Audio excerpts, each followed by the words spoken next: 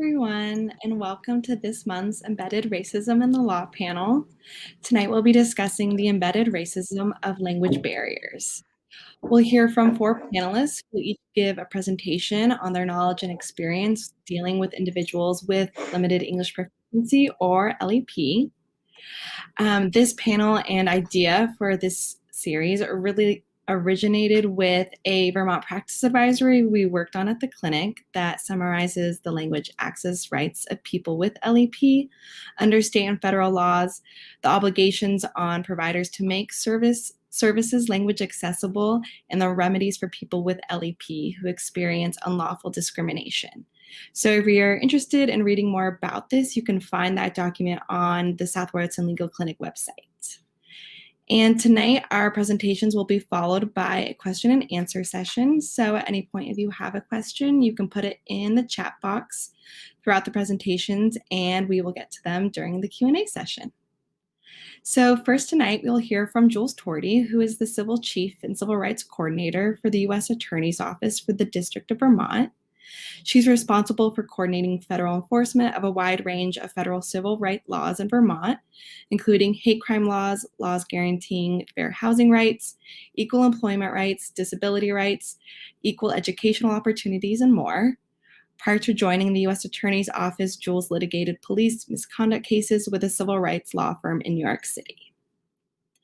Next, we'll hear from Kristen Rengo, who's the coordinator of the Interpretation and Translation Program at the U.S. Committee for Refugees and Immigrants, Vermont, which provides professional interpretation and translation services in medical, social service, legal, and other settings in over 40 languages. She trains interpreters on interpreter ethics and techniques and provides workshops on best practices for working with interpreters, Refugee Resettlement 101, and cultural humility to providers who serve English language learners. Next, we'll hear from Ruthie Lazenby, who's a fellow in the Environmental Justice Clinic at Vermont Law School, where she works primarily on industrial animal agriculture cases. Prior to joining VLS, she worked with the environmental justice and disability justice programs at New York Lawyers for the Public Interest. And finally, we'll hear from Erika Johnson, who is a staff attorney in the Housing Discrimination Law Project at Vermont Legal Aid. Before joining Vermont Legal Aid, Erika worked in the Human Right to Housing Project at the Public Justice Center in Baltimore and spent 2 years litigating housing cases as a student attorney at the Harvard Legal Aid Bureau. After graduating from law school, Erika spent a year as a fellow at the Prisoners' Rights Office of the Defender General of Vermont. So with that, I'll hand it over to Jules to take it away. Hi, thanks so much, Sarah. I am going to share my screen because I have a PowerPoint presentation to share with you all. If you'll just give me one moment to bring it up.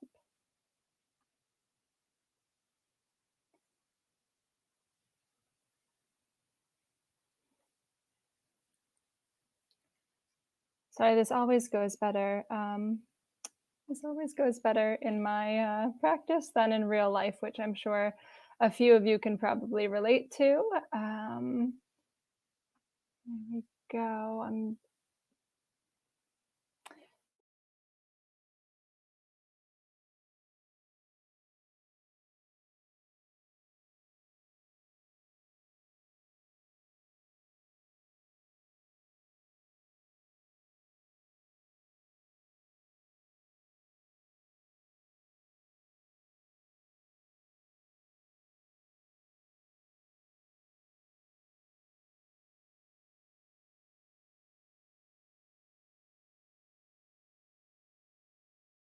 Proceed as if everyone can see my screen, and someone please tell me if you can't. So thanks for bearing with me there. As Sarah mentioned, I'll be talking from my vantage point in the U.S. Attorney's Office for the District of Vermont, specifically about language access. And I'll just be giving a legal overview of like where the right to language access comes from in federal law. First, I'm going to give an overview of Title VI, which is the relevant law, and a history of its passage.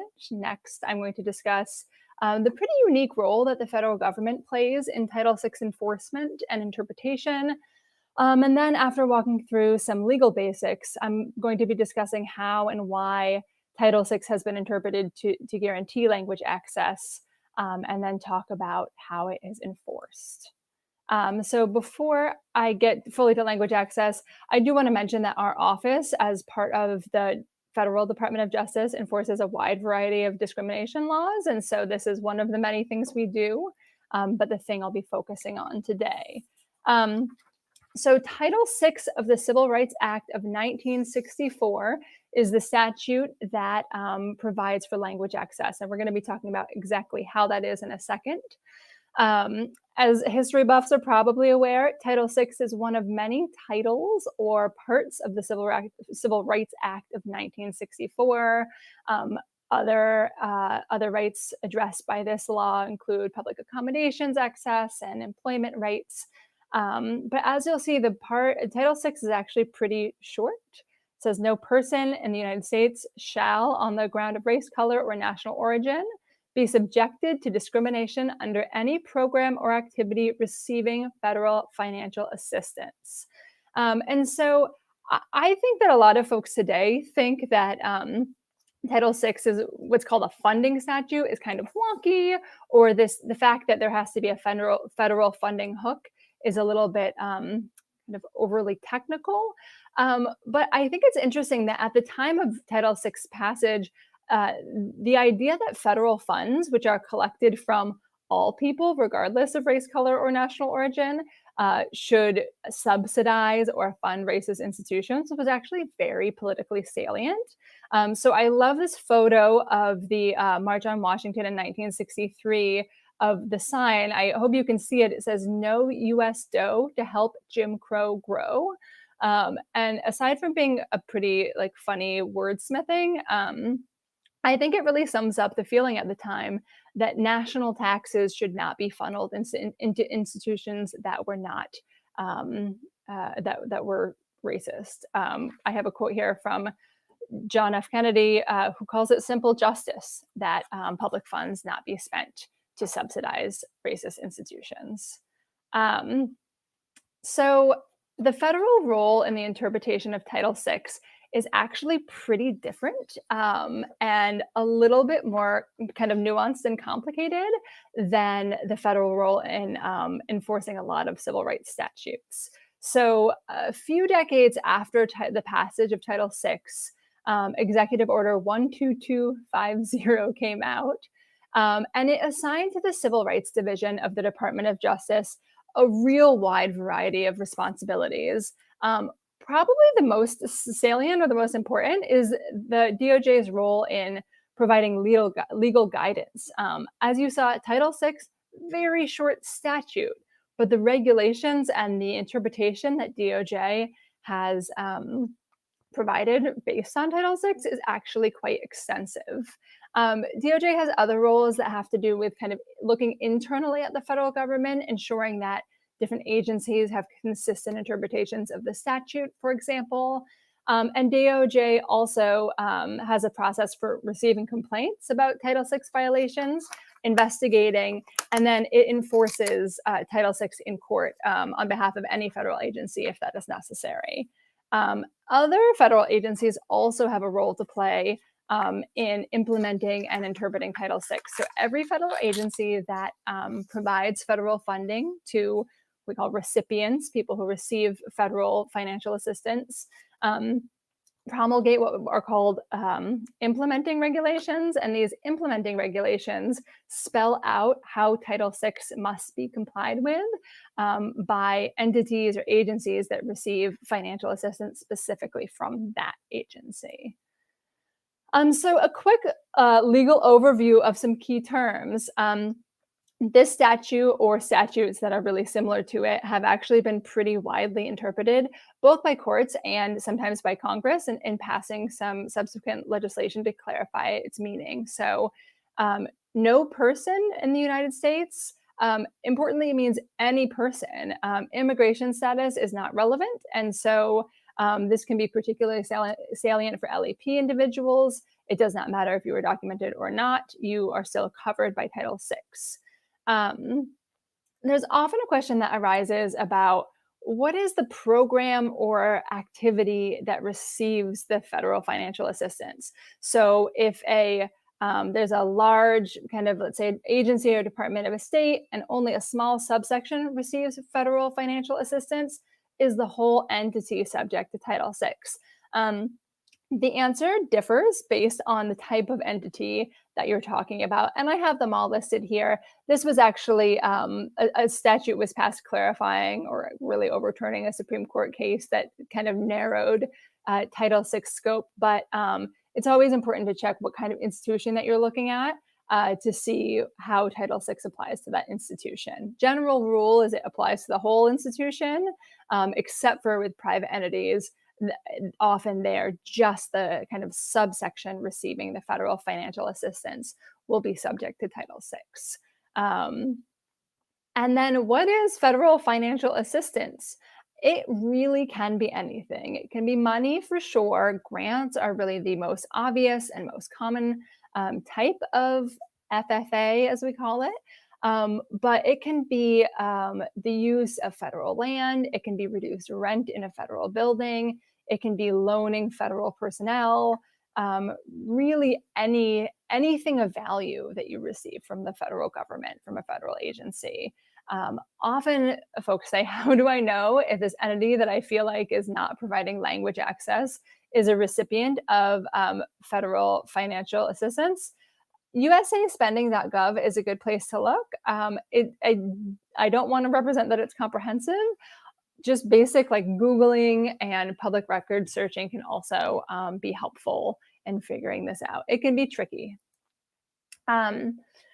The one term that I didn't define on the last slide, the one key term is discrimination. And that word, as folks are probably aware from other contexts, there's a lot of different ways to define that word. For the purposes of Title VI, we look at two types: intentional discrimination and disparate impact. Intentional discrimination for legal buffs out there is going to be the same as it is in Title VII or the 14th Amendment's Equal Protection Clause. So you're familiar McDonnell-Douglas framework or Arlington Heights. Those methods of proving intentional discrimination are going to be the same.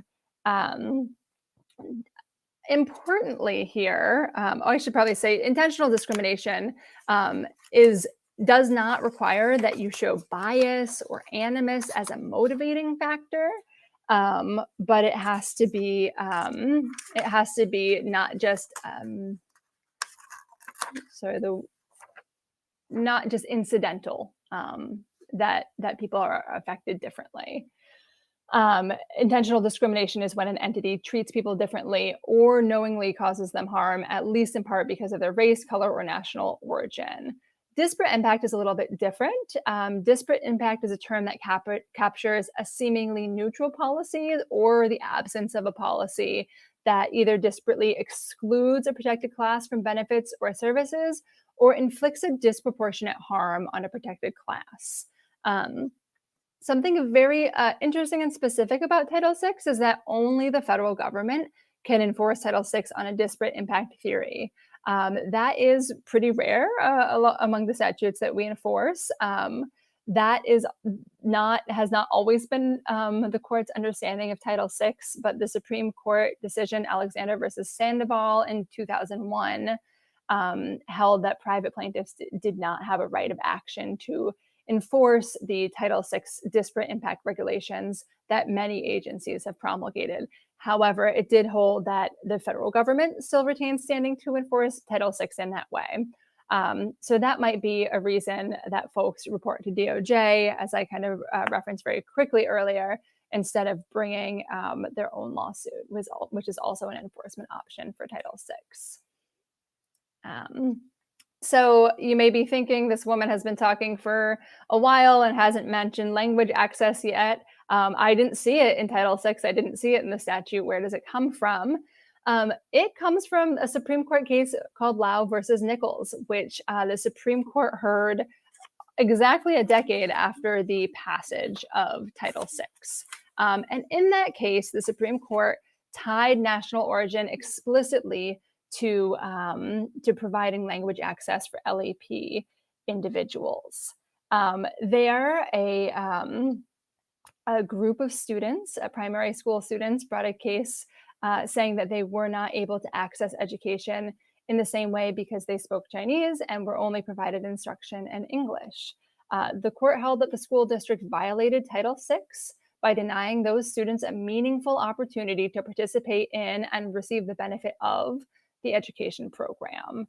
The court found that the nexus between the students' LEP status and national origin discrimination was obvious. It said, it seems obvious that the Chinese-speaking minority receive fewer benefits than the English-speaking majority. And from Lao, we really get all of the subsequent law and regulations that tie language access to Title VI. Before we move on too much, I want to just call attention to this idea that language access is really only tied to national origin and that it's really separate from race or color, which are also in the statute. Here I just put up some language from an EEOC compliance manual that I think really illustrates that national origin can be tied to what we understand race or color as used in the statute to be. I like this line: a national origin group, often referred to as an ethnic group, is a group of people sharing a common language, culture, ancestry, and or other social characteristics. So this also makes clear that people aren't protected under Title VI if they are literally immigrants or if they've emigrated from another country.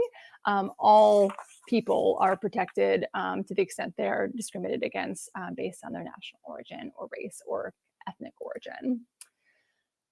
Just in the same way that DOJ has a kind of special enhanced role in enforcing Title VI generally, there is another executive order that gives DOJ some special responsibilities in terms of enforcing Title VI language access provisions and protections. So Executive Order 13166 was signed, I believe, in 2000. And under that executive order, federal agencies are required to issue LEP-specific guidance to recipients of their funds, and DOJ has issued 2 LEP policy guidance documents that provide a lot of the basis for what we think of as Title VI law in the language access area. So we talked about Lao. Lao said meaningful access is required for LEP individuals. What is meaningful access? Here are 2 statements that DOJ has put forward as to what, broadly speaking, meaningful access is. I like the first one from the 2000 LEP policy guidance because it clarifies that reasonable steps must be taken. We often think of discrimination as people have to refrain from doing something, just treat everyone exactly the same. Not so in this area. In this area, people need to be treated differently in that they need to be given access via interpretation and translation when appropriate. So DOJ in 2002 put forward 4 factors to consider in determining whether there is meaningful access. The guidance also makes very clear that the flexibility of these considerations is not something to hide behind. We say that this can help entities determine how they provide language access services, but never whether they provide language access services. One thing that is not required under the law or regulations or sub-regulatory guidance is a plan. However, we have noticed that it is absolutely critical to be able to provide meaningful language access. And so here on this slide is a list of things that we recommend a plan entails. We often call these language access plans. And you'll see that the plan includes kind of a few different aspects, but it involves having looked at your own area to understand the types of LEP individuals who you might see, and doing education within your own entity on how you're going to address language access. And it also includes how to let folks who might be LEP know about these services or how language access is going to be provided to them. So it's kind of has a planning and then also implementation aspect to it. As I mentioned earlier, DOJ receives complaints and investigates whether entities are providing meaningful language access. Um, we often run into a few kind of common compliance issues that I wanted to highlight.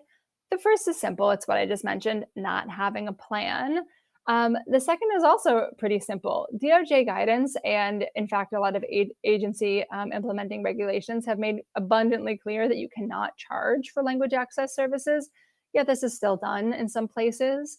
There's also some pretty specific guidance put out by agencies regarding what kind of documents need to be translated. This is often something that we find is lacking as well. Something that's not the case in Vermont, but is true in other jurisdictions, that jurisdictions might have English only laws, or English might be the official language. Again, like law students and alum will remember the supremacy clause. Title VI is a federal law, and it trumps any sort of English only policy. And so entities in those jurisdictions who receive federal financial assistance still have to comply with Title VI. And then relying on family, friends, or other informal interpreters, so common, and I'm sure others will talk about this, but so many pitfalls, including lack of confidentiality, and just lack of adequate interpretation. I think anyone who's played telephone knows how mangled the message gets by the end of the telephone chain, and that is just in English. So in addition to providing regulatory guidance and investigating complaints, DOJ also provides some great resources on language access. So I encourage everyone to go to lep.gov. There is a bunch of different materials, including these maps where you can get data visualizations of the languages spoken where you are. It goes pretty, I think, county by county in Vermont. And then there are other materials that you could download. On screen is what's called an I Speak card that an entity can actually print out, and they can give it to someone who is LEP who can use it to identify what language they speak. So these are just two examples, but there's a bunch of different resources on that website. Also, all of the agency guidance and DOJ LEP policy guidance that I've been mentioning is right here on this website. I know I'm running short on time, but I want to very quickly mention that I talked a little about investigations that DOJ can do. And I actually have an example from here in Vermont. A few years ago, I heard reports from folks in the community that LEP people were not getting adequate interpretation and translation services from the Vermont courts. So we investigated those complaints, and instead of taking a litigative posture and threatening litigation, actually decided to enter into a collaborative, what we call technical assistance agreement, whereby we provided reviews of policies and some trainings. The Vermont judiciary committed to working on these issues, and that's actually ongoing. The agreement expires in June, but we're still doing work on that. So to end, I want to just call attention to how you file a complaint with DOJ. You can report to what we call Main Justice, really Washington, D.C., by going to civilrights.justice.gov. You can report any sort of civil rights complaint there. And you can also report directly, it comes directly to me, to my office, the U.S. Attorney's Office in Vermont, by going to justice.gov/USAO-VT and clicking on file a civil rights complaint. Thanks very much.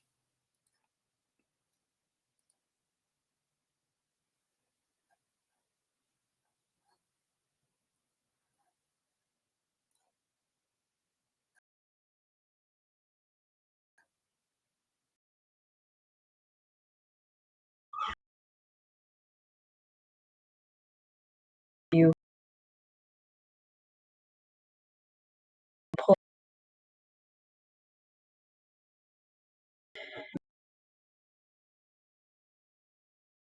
the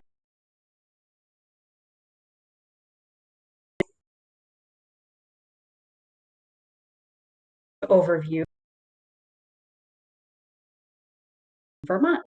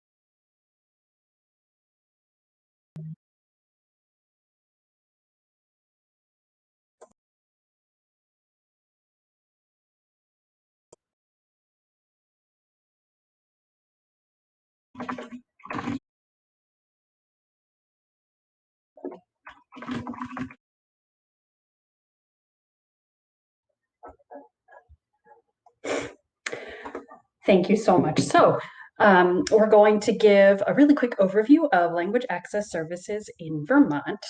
And I'm with the U.S. Committee for Refugees and Immigrants. If you'd like to go to the next slide, please. We are a field office in Vermont and provide assistance to refugees in Vermont. Our case managers welcome folks at the airport and provide reception and placement services, help folks to find an apartment, get set up with a job and English classes.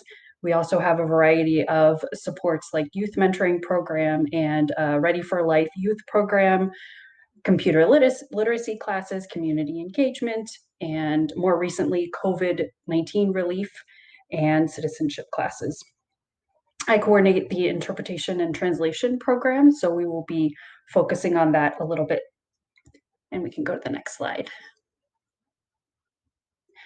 So how many refugees have been resettled in Vermont? As we can see in fiscal year 2016, the United States resettled almost 85,000, and in Vermont, we welcomed 386.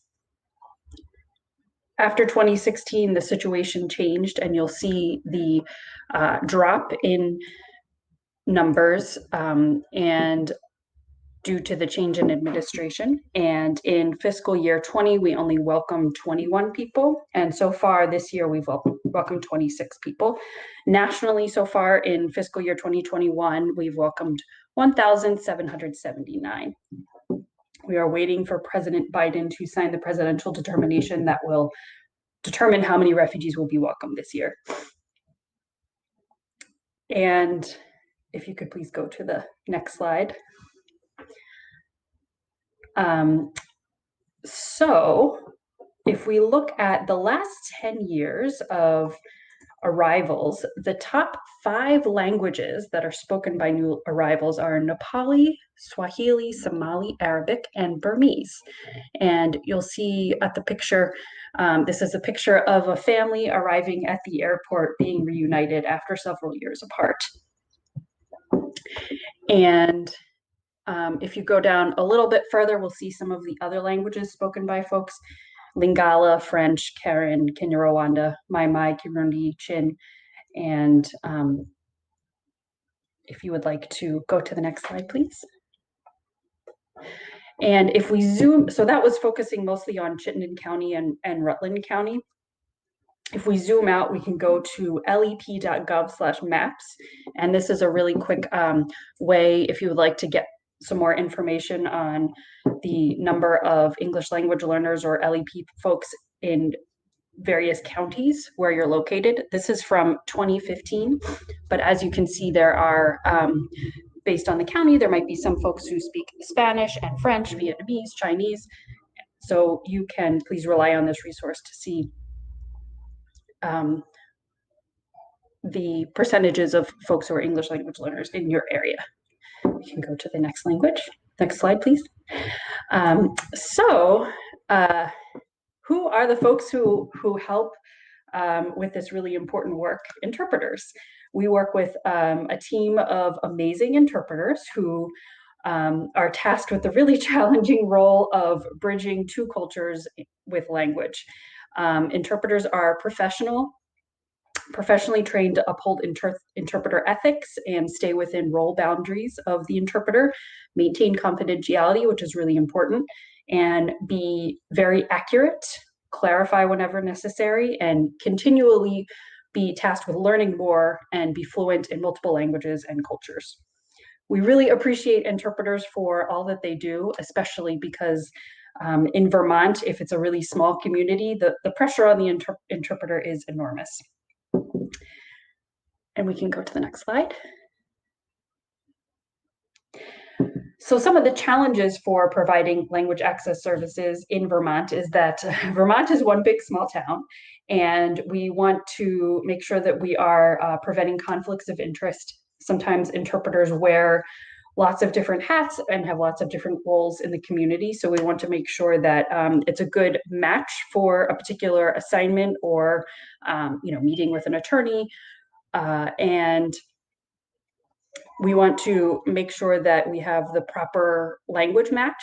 So if when we consider the population of refugees, for example, who are resettled from Burma, some people may speak Burmese, some people may speak Karen or Chin or Saw Karen.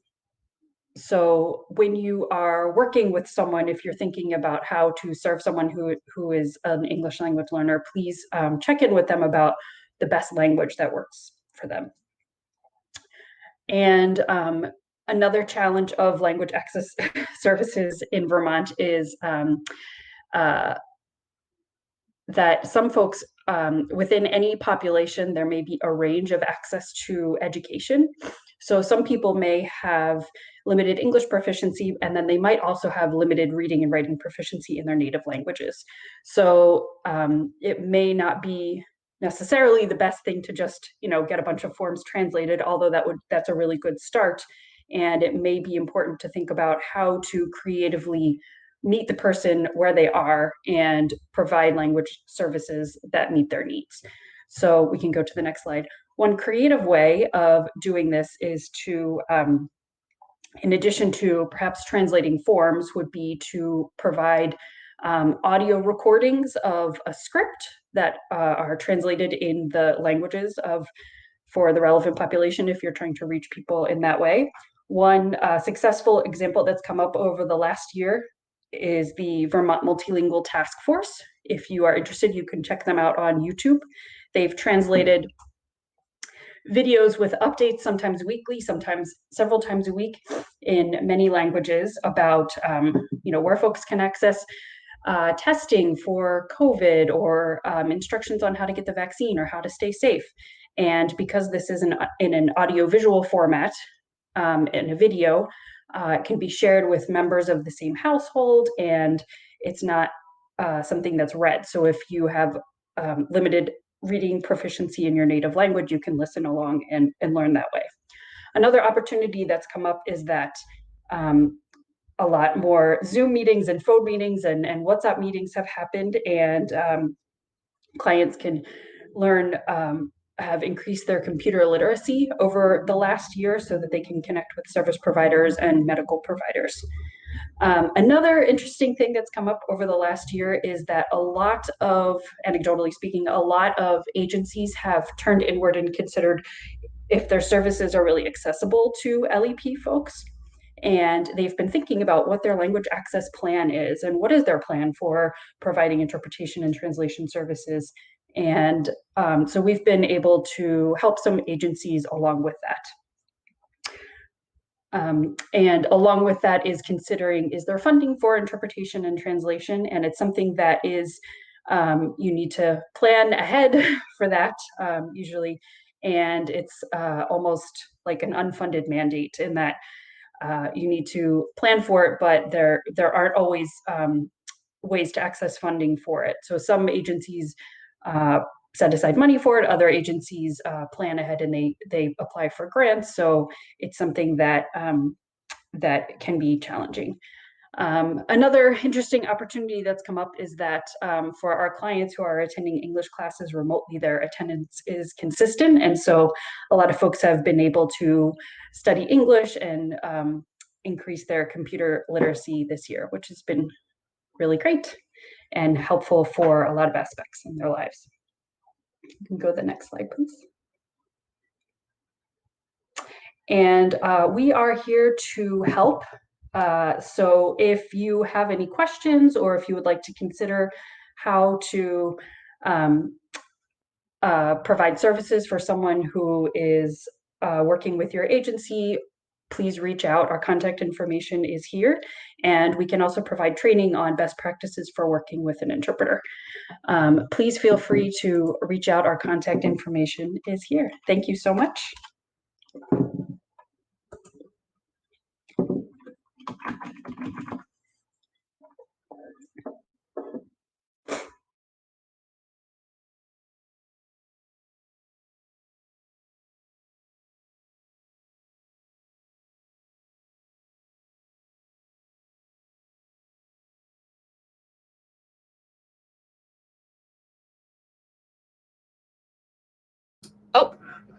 All right, I've been told I was on mute, so sorry about that. This is a classic Zoom dilemma.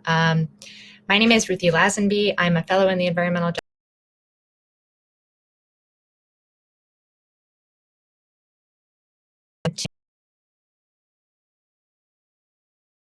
things up really nicely. I'm going to pull up a PowerPoint as well. Let's see. All right, so I am hoping that you all can see the PowerPoint, and I'm going to jump right in. So I'm going to try to contextualize some of what we've heard thus far about language access in the realm of environmental justice specifically. And here I'm speaking primarily from the perspective of a legal advocate, but I've also done some interpretation work myself, which really informed some of my early interest in this topic. So at the Environmental Justice Clinic, we do a mix of administrative advocacy at the state and federal level, legislative advocacy, education, outreach, coalition building, and a little bit of litigation, but not too much. And this is tied directly to some of what Jules explained around Alexander versus Sandoval, which was a Supreme Court case in 2001 that said that private citizens can no longer go to court to enforce Title VI under a disparate impact theory, and then a kind of environmental justice toolkit. So as she said, only the federal government can do that enforcement work in court now. However, we can still bring administrative complaints to the federal agencies that fund other entities that may be discriminating. And so a large part of our docket has been these Title VI complaints that we bring. We argue that recipients of federal EPA funds have discriminated in a range of contexts. So with that, by way of introduction, I'm going to jump right into the environmental justice principles. I'm going to talk a little bit about language access in the environmental justice context broadly, and then share some particular stories from Vermont. So I'm going to move to the next slide. So I'd like to begin by introducing the principles of environmental justice. And these principles have played a really major role in defining the environmental justice movement over several decades. The principles were drafted by delegates to the first National People of Color Environmental Leadership Summit, which was held in 1991 in DC. And they continue to guide the work of many grassroots environmental justice groups and advocates around the country today. I would really encourage everyone to have a look at the full EJ principles in their entirety, but I'll just touch on a few now.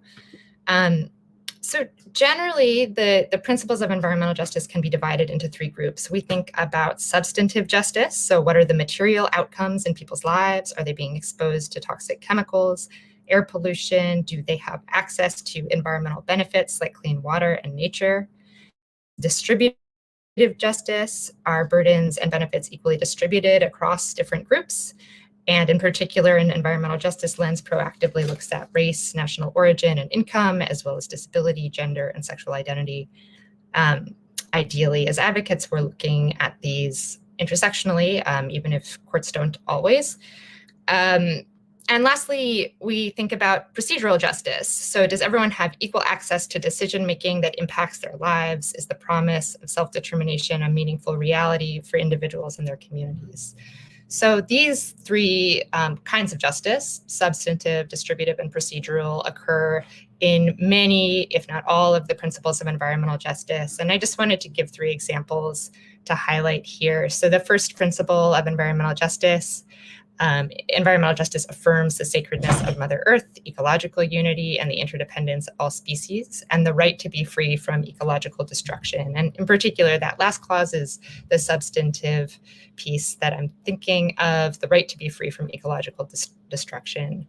The second principle environmental justice demands that public policy be based on mutual respect and justice for all peoples, free from any form of discrimination or bias, is our sort of distributive justice example. So public policy should be free from discrimination or bias, should apply equally to all people. And lastly, I just want to highlight the 7th principle of environmental justice. Environmental justice demands the right to participate as equal partners at every level of decision-making, including needs assessment, planning, implementation, enforcement, and evaluation. So this addresses this procedural piece that we should all be involved in the decision-making processes that impact our lives. So with that as sort of a little introduction to environmental justice and the principles that guide this work, I'm going to move on to the next slide and talk just briefly about environmental justice and language access together. And I'm so glad, Jules and Kristen again set this up really nicely. So you can see here I have the quote from JFK that Jules shared, which was also cited in Lau v. Nichols. And I won't spend much time on Lau since Jules covered that, but I did, want to sort of give an overview and sort of an illustration of some of the ways that language access really comes into play in our environmental justice work. There are applications of each of the 3 kinds of justice I mentioned in the context of language access, but most sort of concretely, most intensely in the world of procedural justice. So you may not have meaningful access to decision-making that impacts your life if the environmental notice bulletin that provides public notice of new facilities to be sited in your neighborhood is not available in a language that you can read or understand, and there isn't another way to get this information. You may not have meaningful access to decision-making that impacts your life if emergency notices and information, and I'll bring up some more specific examples later in the context of COVID-19 a bit later. But if these emergency notices aren't published or distributed in a language that you speak or understand. So these procedural justice considerations, of course, can lead to distributive injustices and substantive injustices. So that is to say, in terms of distribution, discriminatory outcomes. And to more explicitly tie this to Jules's section, they can lead to violations of Title VI. So as we learned from Jules, the Supreme Court in Lau v. Nichols determined that lack of meaningful language access constitutes national origin discrimination in violation of Title VI. And in terms of substantive justice, the lack of language access in various forms of decision-making can also contribute ultimately to harmful material outcomes. So health harms, exposure to dangerous chemicals, unsafe workplaces, dangerous housing conditions like lead, mold, pest infestations, contaminated drinking water, and many more. And as I'll discuss later, also economic hardship. So that's the big picture, some of the major links between environmental justice and language access. I would also be remiss not to note that there are a range of climate justice links around language access. So, one example is that climate migration has and will continue to result in greater linguistic diversity in places like Vermont, potentially, and climate stressors may specifically impact immigrant and refugee communities or others and may not speak English more intensely. So I'm going to narrow in on a few more specific examples now. I'm going to talk first about some of the advocacy that we do around the kinds of language access plans that Jules discussed earlier, and then share some stories from Vermont. So moving on to language access plans, I'll sort of avoid the basics because Jules covered that so wonderfully. So our clinic has written comments on a number of language access plans throughout the country. So, while, as Jules noted, not the first way to violate Title VI in terms of language access is not to have a language access plan at all, not to have anything in place to address this. And that's true. That's not so rare.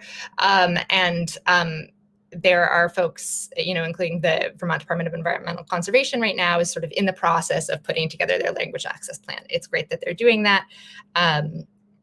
And so as agencies around the country have done that at various times, our clinic has contributed comments to help develop the strongest plan possible. And you can see a quote from some comments we submitted to the Michigan Department of Environmental Conservation on their limited proficiency plan a year or two ago, which noted that concretely, the lack of access to vital documents can have serious consequences. In Flint, for example, limited English proficient individuals did not hear about the water contamination crisis for months because almost all official information about the crisis was provided in English.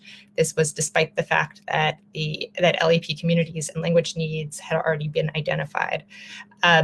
So, I think that provides a pretty acute example, and emergency situations generally provide some of the most powerful examples for how important language access is, but also how important it is to have planned for language access, and beyond even planning, to have the relationships and the practice of language access prior to emergencies. As Kristen's presentation pointed out, interpretation in particular is not something to be engaged in casually.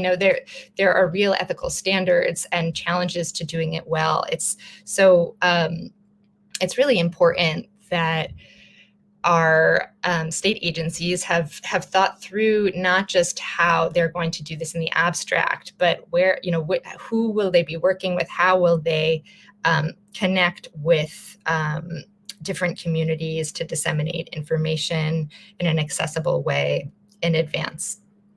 And, looking to the sort of list on the left here, some of the common feedback that we end up sharing with state agencies on language access plans is to note that this really isn't a checklist. So Julia shared the 4 factors that are considered in determining what meaningful access means, but it really is place specific. And another thing that we often note is to ensure that there's an ongoing evaluation of the language access plan, because as we've seen in places like Vermont, the language needs throughout the state aren't static. They change over time. And again, we're likely to see more both international and domestic migration in the coming years, which will change the language needs of the state. One other thing to note, or that I'll just mention here before moving on, is this question of geographic specificity. So while it may be that as an agency conducts its initial language needs assessment, they'll look at state level data. So they can start with the census. Census data isn't adequate for a full analysis. There's a whole body of literature showing that LEP individuals in particular are undercounted in the census. And this may sound familiar to those of you who sort of followed the citizenship question on the census issue this past summer. But census data is a place to start. But even looking at sort of census data for the state, that may work to set the plan in place. But at various decision-making points down the road, the agency should potentially be looking at more narrower geographic areas. So, and as an example, if a state agency is adopting a statewide policy that will be broadly applicable across the state, it makes sense to consider the language needs in the context of the entire state. But if the agency is looking at who might be impacted by a particular facility being cited in one neighborhood, they may look at state level data and say, oh, well, actually, we don't have high enough populations of folks who don't speak English proficiently to require interpretation services at the state level when in fact in the community where the particular facility is being cited, there are higher populations or higher proportion of folks that may need language assistance. So I just wanted to sort of flag that to add a little bit of nuance so we're not just thinking at the sort of macro state level. All right, noting the time, I'm going to move right along and share just a little bit about some work that's been done recently in Vermont. So as in our work in the Environmental Justice Clinic, we collaborate with REJOICE, which is the Rural Environmental Justice Opportunities Informed by Community Expertise Coalition, a lovely long acronym.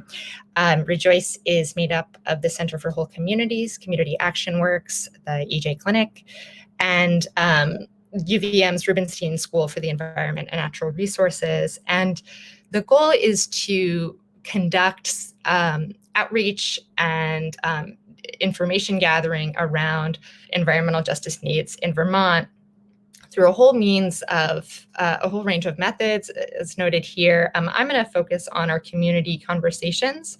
So these were a series of focus groups, and actually I'll jump ahead to the next slide. We've conducted 17 focus groups at this point. They were really intentionally formed to reach a range of identity groups throughout the state. And so we convene groups with a number of New American communities, with elderly folks, with rural communities, with a range of different groups with disabilities, and asked a series of open-ended questions about their needs and concerns regarding environmental justice. And I should say that this process really took off just before the pandemic did. So we, like everyone, did some sort of reevaluated the work and ended up incorporating a fair number of questions about the pandemic response in particular. And I want to just share, that we're still in the process of conducting a qualitative analysis of the results from the focus group, but I just want to share a few stories and preliminary findings. And moving on to the next slide here. I think, one piece I wanted to stress, so we heard about a range of concerns around language access, lack of translated materials, lack of in-person support, and in particular, in the context of COVID-19, one of the things that we heard was that as benefits became available, that there weren't, at times, language access services that made those benefits accessible to people who didn't speak English, to LEP individuals. And that was one of the things that prompted the great work of the Multilingual Task Force that Kristen mentioned.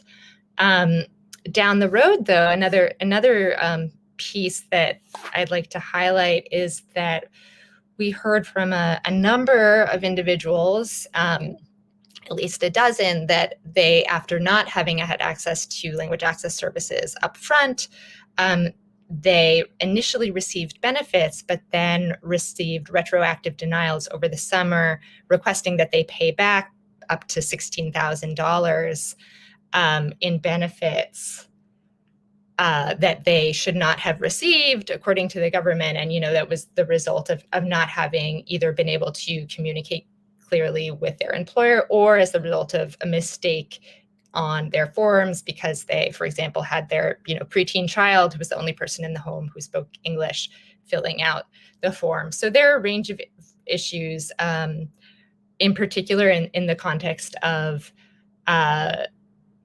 benefits and disaster relief. This applies to COVID, but also certainly to climate-related disasters. Another piece of this was actually disseminating information about the pandemic itself.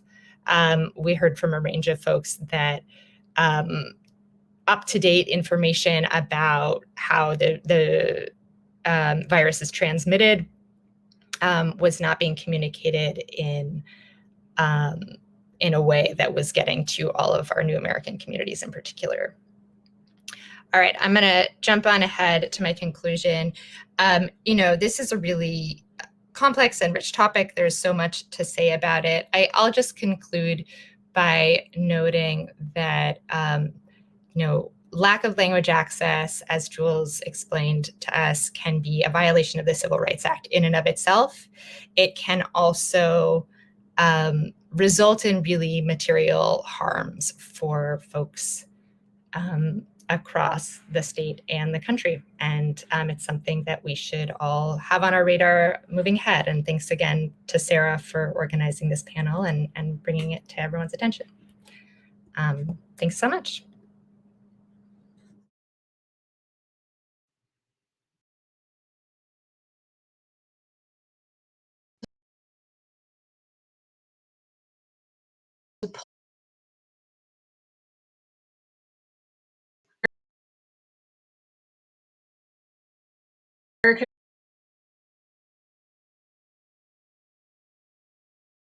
Law project. And thank you so much, Ruthie, for your presentation. You teed up what I'm going to talk about very nicely. So very much appreciated. And I'm here today to share a little bit about some of the ways that we encounter language access barriers in legal services practice and some of the things that I have learned.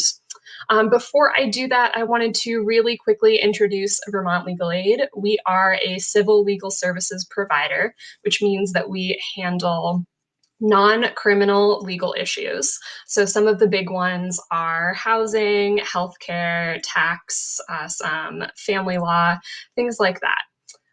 And we partner with Legal Services Vermont, who handle our intake and also provide a lot of legal advice and valuable legal resources. So you may connect with them at some point as well if you are reaching out to us. And if you have a civil legal issue that you would like some assistance with or some advice on, there are a couple of ways to get in touch with us. One is by calling us at 1-800-889-2047, and the other is accessing our website, vtlawhelp.org, and there's a lot of really good legal information on that as well. So I would highly recommend stopping by. So what are we going to be talking about today? I'm going to briefly cover three main topics. The first is an overview of some of the data from the state of Vermont about how BIPOC Vermonters who LEP speakers in Vermont are largely, though not entirely, BIPOC folks. And they are some of the populations that are most likely to encounter situations where they could benefit from legal services. So I'll talk about that a little bit. Another thing we're going to talk about is an overview of some of the common language access issues that we see come up in a legal services practice. And then I'm going to do a deep dive into my area of practice, which is housing, and talk about two specific cases in which I've seen language access issues come up and how those have, in these cases, created barriers to housing and to the legal service, or excuse me, the legal system in general. Getting started, I wanted to focus a little bit on why are we talking about this through a racial justice lens. As Ruthie and Jules, and actually all the presenters have mentioned, LEP folks are often, but not always, BIPOC folks. And we know that BIPOC folks across the board and in Vermont are more likely to encounter these situations where they qualify for and need civil legal services. So sharing some data from the state of Vermont, this is from the 2020 Vermont Housing Needs Study. It found that Black Vermonters are a lot less likely to be homeowners and more likely to experience homelessness than white Vermonters. Vermont's home ownership rate among white households is 71%, but Black households have a much lower rate of just 22%. But homelessness among Black Vermonters is particularly high. Roughly 8% of the homeless population is Black, even though they make up just 1% of the total Vermont population. We also know that students of color in Vermont are 2 to 3 times more likely to receive exclusionary discipline. So this is things like suspensions or expulsions. We know that the rate of poverty for Vermonters of color is significantly higher than for white Vermonters. And we know that BIPOC Vermonters have higher rates of COVID-19, which Ruthie touched on some of the reasons for that a little earlier. And these last few pieces of data are from the 2020 report of the Executive Director of Racial Equality and can be accessed online. So we see that racial disparities in civil legal need come up pretty frequently.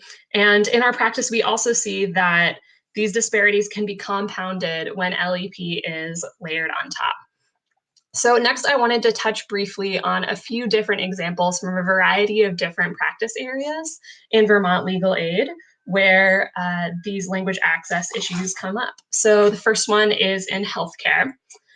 So for LEP folks to navigate an application process for healthcare benefits well, they essentially need to be an expert in 3 different and very complex areas of law. They need to be an expert in health law, in immigration law, and tax law, which is an incredibly high bar, even without considering a language access barrier as well.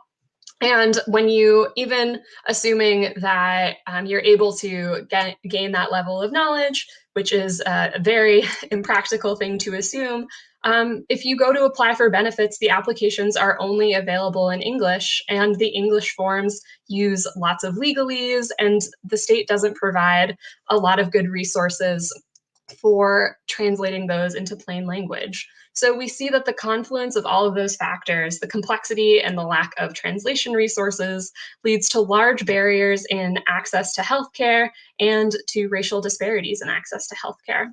One of the things that Vermont Legal Aid and the Office of the Healthcare Advocate in Vermont Legal Aid has done to try to remedy some of this is to do specific advocacy or to LEP communities and immigrant communities around eligibility for health insurance.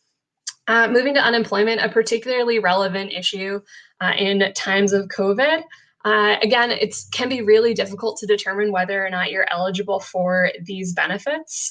The eligibility for benefits, in part, depends on how you leave your job and why you leave your job. So there's one question on the application in particular that narrows down on this. It's a drop-down menu and it's called reason for separation, and you can only choose one of 3 options. You can choose that you quit, that you were laid off, and that you were fired. But the lines between those options kind of blurred during COVID, right? Because there were so many people who weren't exactly laid off, but also didn't exactly have a job. Maybe their business was closed temporarily, but with the expectation that it would open up at an undeterminate time. But words like layoff and quit, those are really nuanced words in English, and words that folks who are LEP or even folks who know a lot of English but might not have the same nuance that someone who is very familiar with English has. It can be difficult to figure out how to explain a situation like, loss of employment in COVID when you're limited to those 3 options. So a lot of folks would pick the one that made the most sense to them, and getting it wrong can hold up an application for benefits for months, benefits that a lot of folks desperately needed. Or another situation is that they could have their application approved, they could get benefits, and later down the line, the state government determined that they answered that question wrong and told them that they owed sometimes tens of thousands of dollars. Now, those are cases that Vermont Legal Aid, fortunately, is almost always able to get overturned on appeal, but it is still a very stressful prospect for a lot of the folks who are involved. And the last area I'm touching on quickly before moving into more specific examples with housing is tax. So as Ruthie mentioned, we in Vermont have a lot of new Americans, and the tax code is not set up with new American cultural and family structure in mind. It centers a white nuclear family. whereas new Americans culturally are more likely to have intergenerational family units. So you're thinking like parents and siblings and like great aunts and grandparents often living under one roof or between two houses. And the tax code doesn't really know how to deal with this, especially when there are important benefits like the earned income tax credit and the child tax credit that are based on claiming dependents like children. So if you have a situation where there's a multi-generational family who are splitting childcare throughout the day or throughout the week, or sharing it in the same household, the tax code isn't set up very well to take that into account. And it can be really difficult to figure out who is eligible to claim those children as dependents and gain that valuable tax benefit.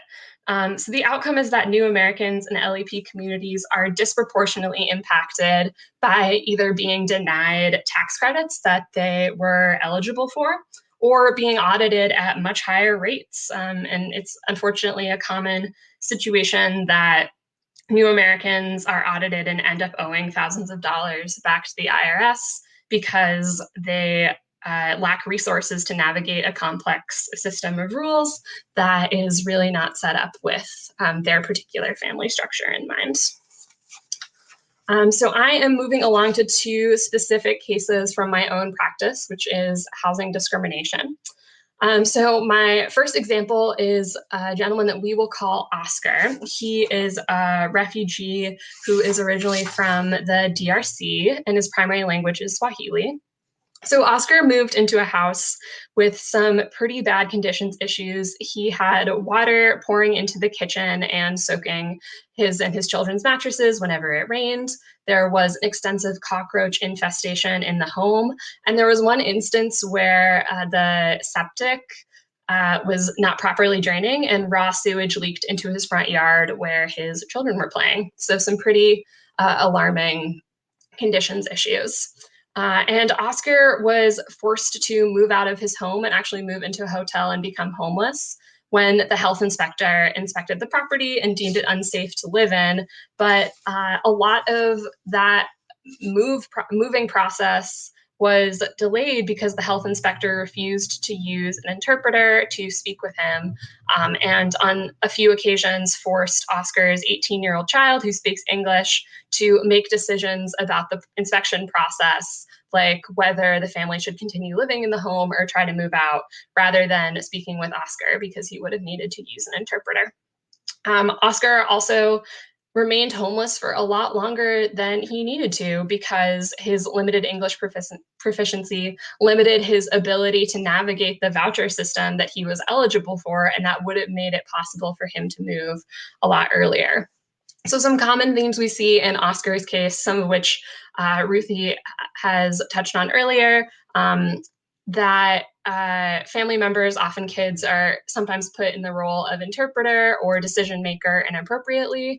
And also we see here that folks who are in the system, like in this case, a city inspection officer, either refused to use the interpreter or tried to set the terms of interpretation, like what kind of interpreter to use, whether to use a phone interpreter, an in-person interpreter, things like that.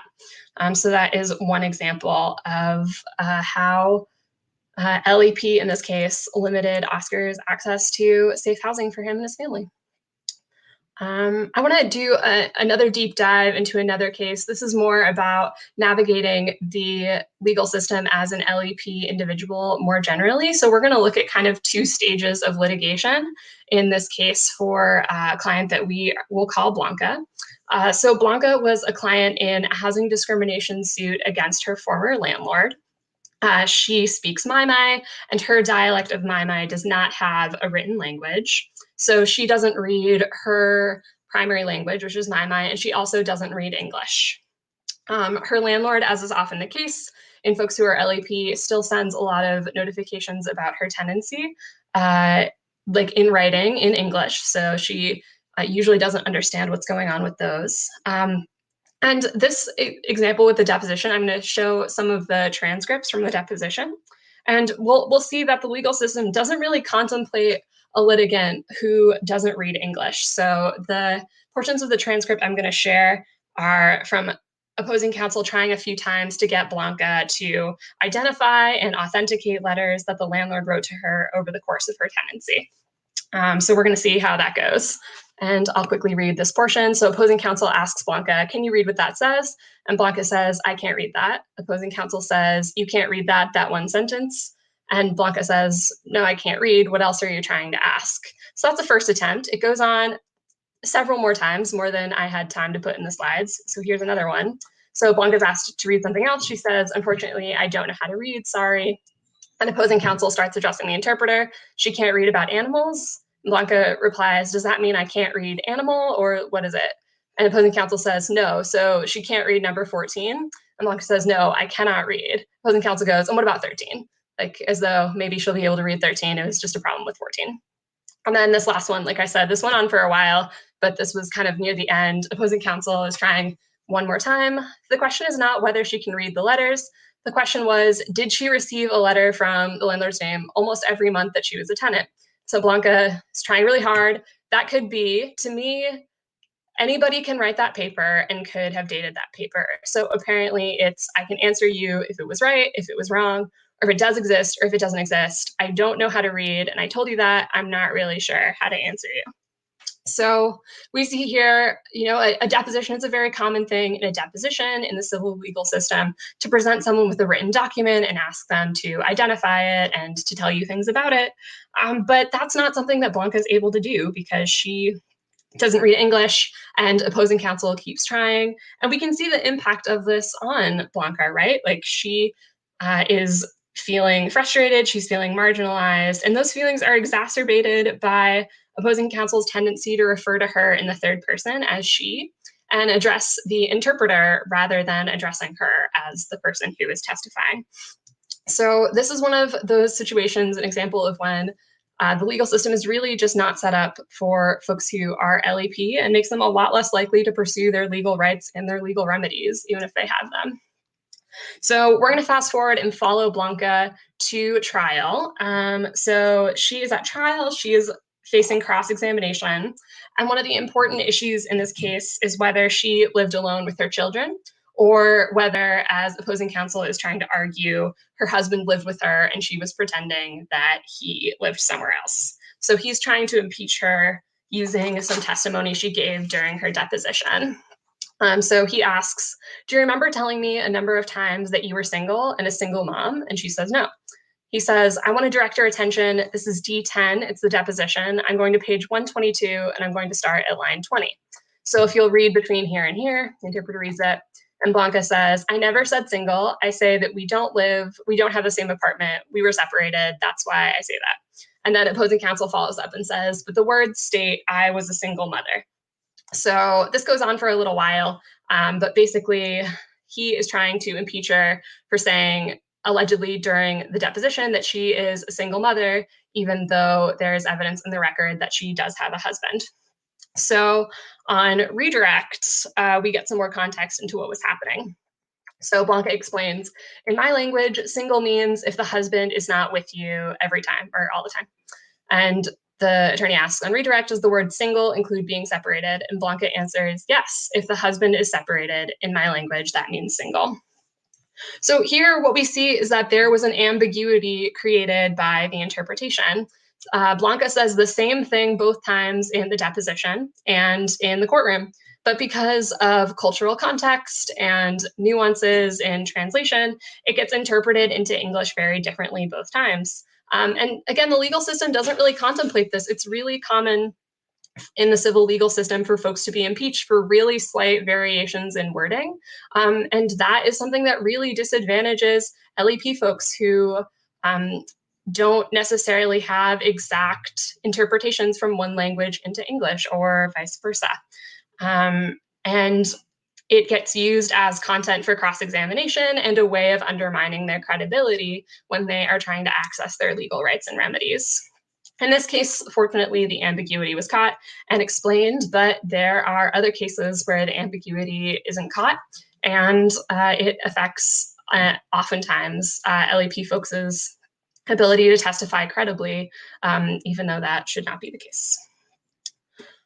So really quickly, I just want to talk about what next given these barriers that we talked about. Ruthie did a great job talking about best practices for organizations.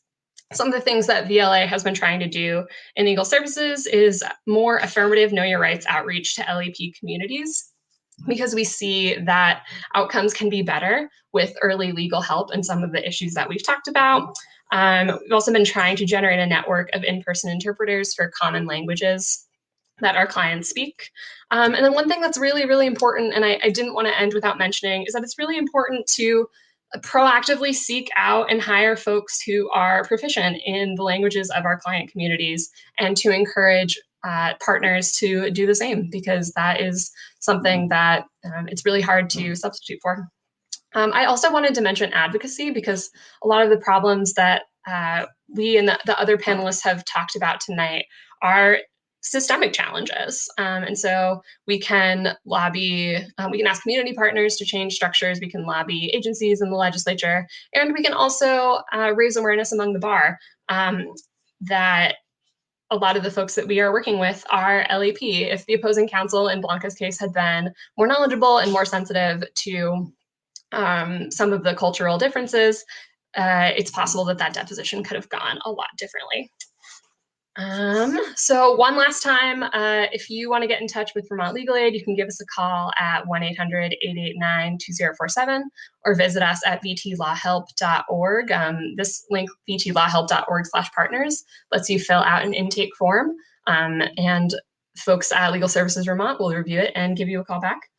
And that is everything for me. Thank you so much for all of your time, and I look forward to hearing your folks' questions.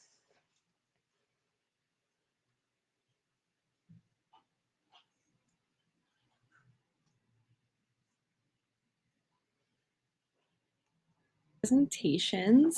With the remaining time we have left, I'd love to get into our question and answer session. So something that I recognized that was kind of carried throughout all of your presentations was the impacts of COVID and how that has really impacted health and human services in Vermont, and how that is compounded with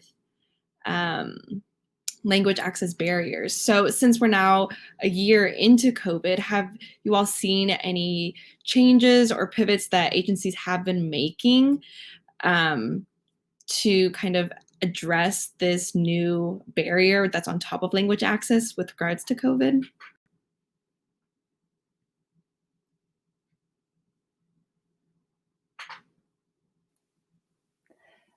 I can jump in just really quickly, which is to say I have less client contact than everyone else here. But the thing that I've noticed from someone who works with institutions is actually like a little bit of a silver lining, which is the increased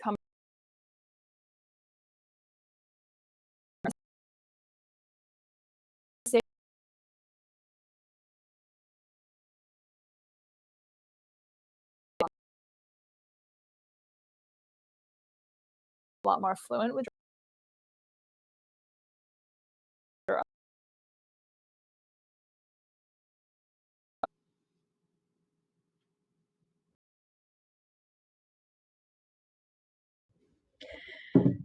So we've seen a lot of challenges and opportunities over the past year. And in addition to highlight, we've had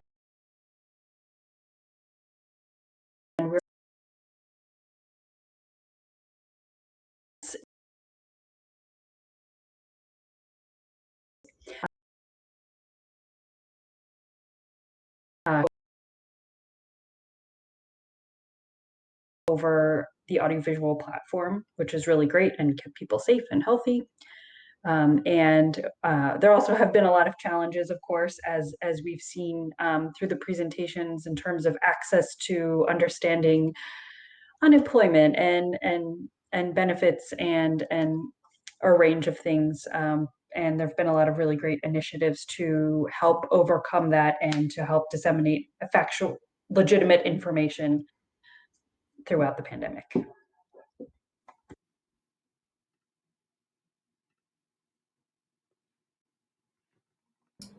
Yeah, the one thing that I'll just add, and Kristen mentioned in her presentation the multilingual task force, and probably knows more about it than I do, but just to flag that we've seen a lot of really great work, really of sort of community groups and coalitions and individuals filling in the gaps where the state wasn't prepared to provide language access. And there's a lot to say about that, but it does seem that there's energy and folks are learning a lot in this area. Yeah, I agree. The only thing I have to add on that is, I guess, touching on the unemployment context. So that's an area of practice that we saw a lot of demand go up in during COVID because of the loss of so many jobs.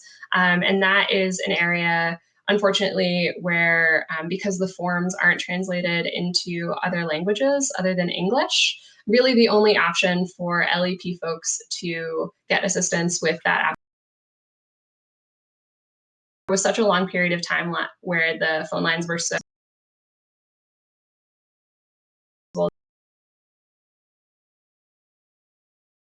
assisted like hundreds of times in a day and still weren't able to get through.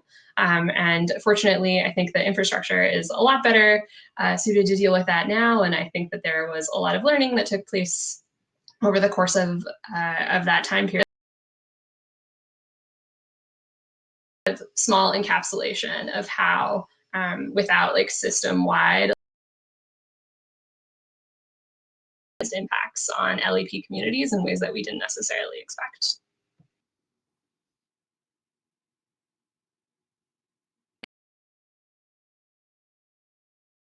Into something that Ruthie mentioned in her answer, and also something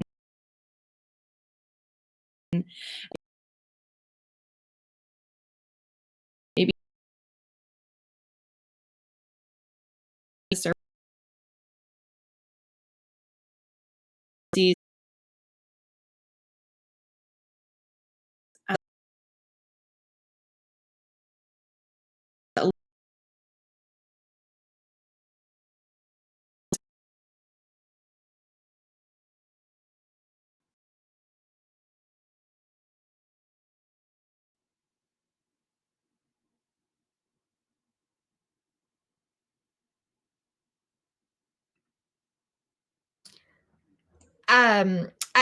One thing, I think from my perspective, coming to this with an environmental justice lens, there's sort of a broader, I think there's a lot that we could do, we as in our government, our state government could do to be more attuned to community concerns and public participation and increase public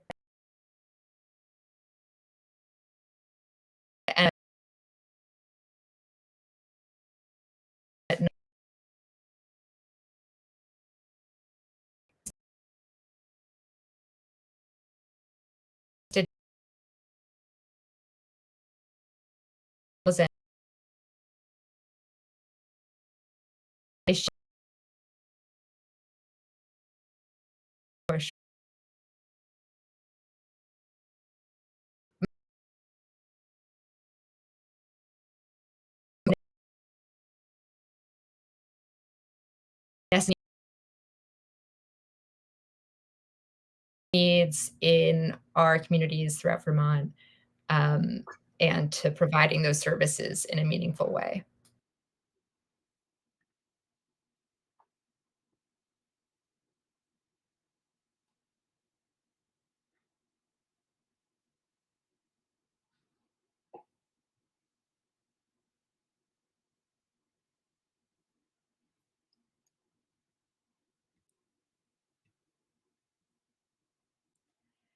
So maybe I'll ask one last question to if everyone has maybe a success story that they want to share about unlocking a language barrier that you encountered with a client who was LEP.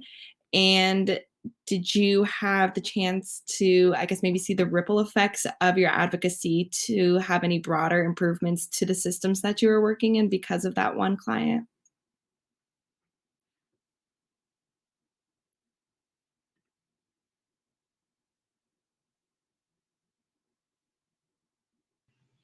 I can start. I have kind of a dramatic success story, and it's also not, it's not my success. I have to give credit to our paralegal, but we had a case that was in court and we had to provide 2 interpreters.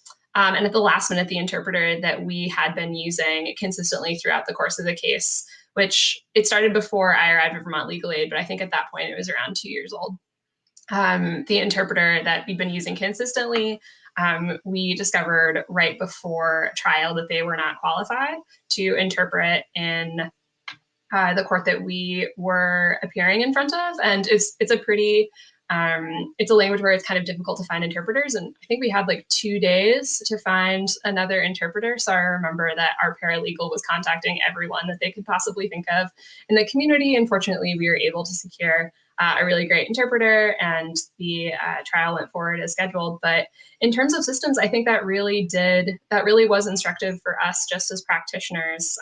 That example was the reason that I put in my last slide about developing a network of a lot of different interpreters who speak the languages of our client communities, because it's just the type of thing, if we hadn't been able to find that interpreter in a timely way, that trial might not have been able to go forward as scheduled. So our client, I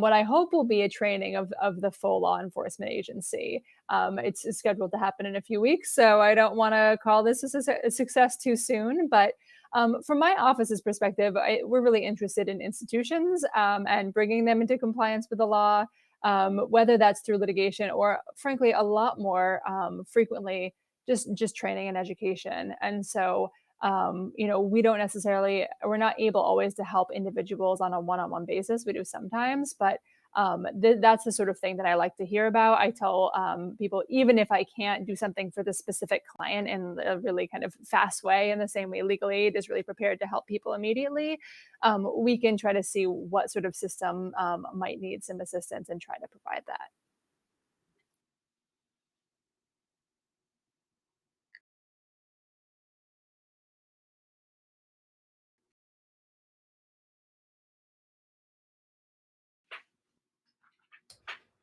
I can try to say word.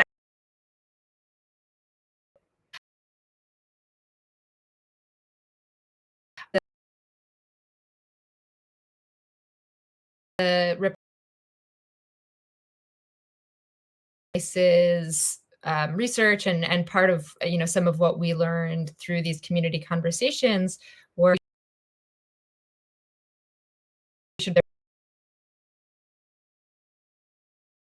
there's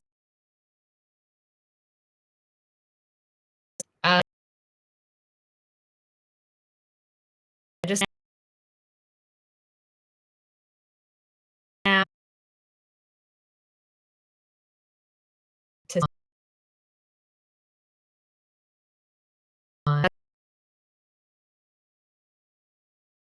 that's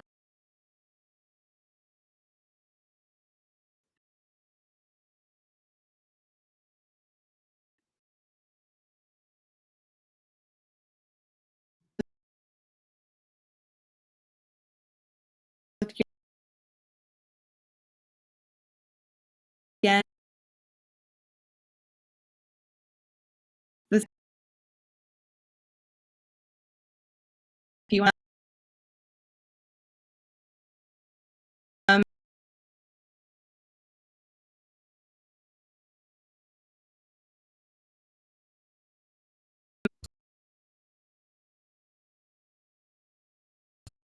believe that the The presentation is available on Facebook with closed captions, which may be available in other languages, just to throw that out in case we want this to be accessed by folks who don't speak English.